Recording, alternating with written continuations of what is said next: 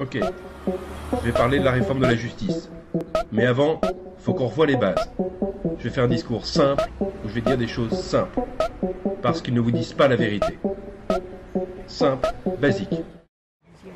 Malgré nos deux précédentes manifestations, le 15 février et le 21 mars 2018, le gouvernement persiste dans sa volonté de faire passer en force le projet de loi de programmation pour la justice, issu des rapports dits « chantier de la justice ».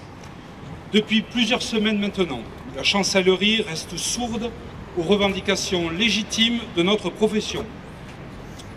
De nombreuses mesures restent peu détaillées, puisqu'un certain nombre de réformes envisagées auront lieu par ordonnance, par décret, et donc hors du champ du débat parlementaire.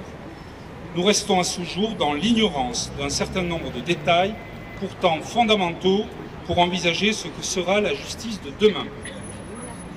Cette méthode démontre la volonté évidente des pouvoirs publics de faire passer à marche forcée la réforme sans réelle concertation avec l'ensemble des acteurs de justice.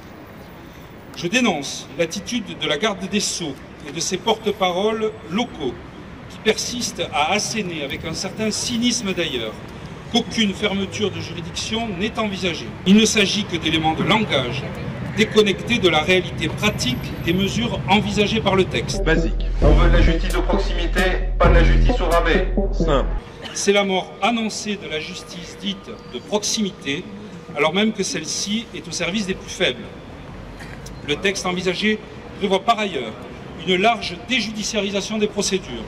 À titre d'exemple, la délivrance des décisions fixant les pensions alimentaires relèverait désormais des directeurs des CAF, qui sont, dois-je le rappeler, des organismes privés. Serait institué un préalable obligatoire de conciliation avant toute procédure, ouvertement confiée à des plateformes numériques. Les audiences physiques disparaîtraient dans de nombreux cas, ne permettant plus au justiciable de rencontrer son juge. C'est cela qui attend les justiciables si nous ne mettons pas un terme à ce processus. Une justice lointaine, une justice automatisée, numérisée, déshumanisée. Madame Belloubet est en train d'inventer la justice sans juge, la justice sans avocat et, si possible, la justice sans justiciable.